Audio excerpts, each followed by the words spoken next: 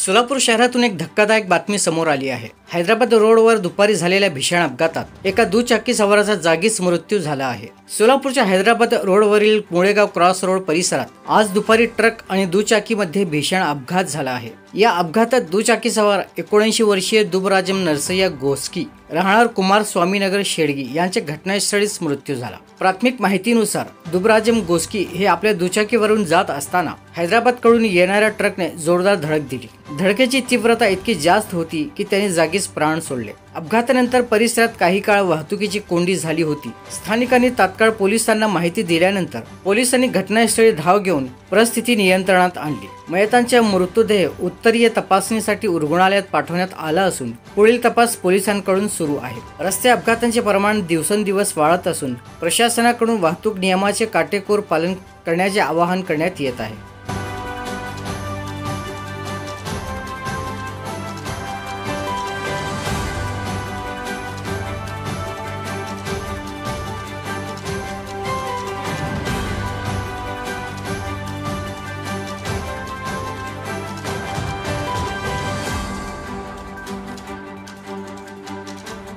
नमस्कार, मी रफिक भगवान राहणार तालुक्यानगर मुळेगाव सोलापूर।